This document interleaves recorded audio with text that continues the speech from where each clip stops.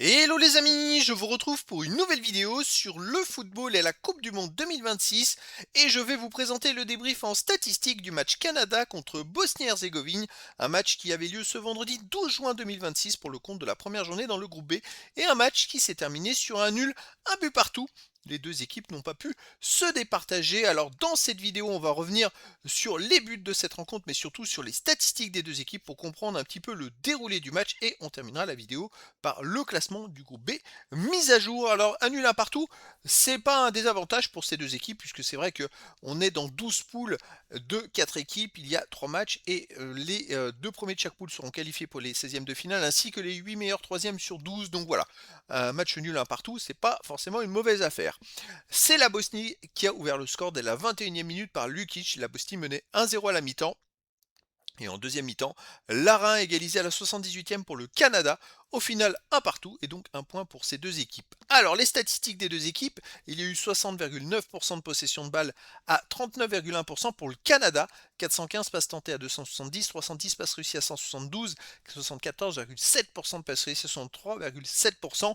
Ça a été quand même une plus grosse domination collective du Canada, mais par contre, il y a eu énormément de déchets techniques. C'est rare, quand même pour le souligner, il faut le souligner, c'est rare un match où aucune des deux équipes n'a réussi plus de 75% de passes, c'est-à-dire plus de 3 passes sur 4.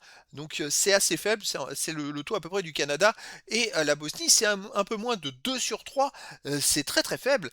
On va le voir plus loin, il y a d'autres statistiques qui justifient un petit peu tous ces déchets techniques, mais voilà, c'était un match plutôt, on va dire, plutôt pauvre techniquement, et forcément pauvre techniquement, et en même temps peut-être pas très emballant pour les supporters.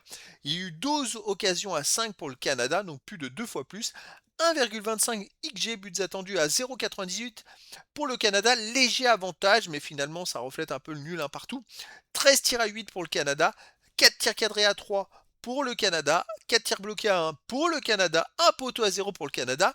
Bah, les Canadiens ont eu des statistiques légèrement supérieures finalement à la Bosnie. Alors c'est vrai que c'est la Bosnie qui a ouvert le score en premier à la 21e minute, donc il fallait bien qu'ils reviennent au score, et donc c'est pour ça qu'après ils ont poussé et qu'ils ont des statistiques un petit peu au-dessus.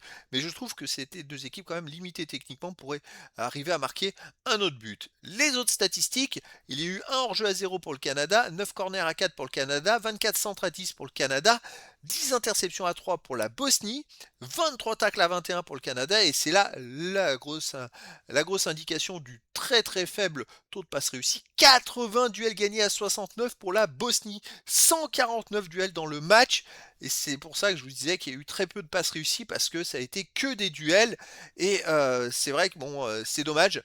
Les arrêts 2 à 1 pour le Canada, c'est pas les dribbles réussis, c'est les arrêts. Les fautes 20 à 10 pour la Bosnie, quand même beaucoup de fautes, 3 jaunes à 2 pour la Bosnie et pas de carton rouge.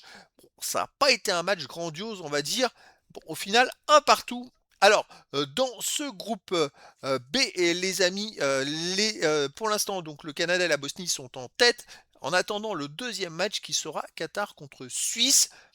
On va voir ce que ça va donner. Pour moi, le favori dans ce groupe, ce sera la Suisse. Après, les autres équipes vont devoir se partager les points. À la deuxième journée, les amis, à noter qu'on a un Suisse-Bosnie-Herzégovine et un Canada-Qatar. Et à la troisième journée, un Suisse-Canada et un Bosnie-Herzégovine contre Qatar.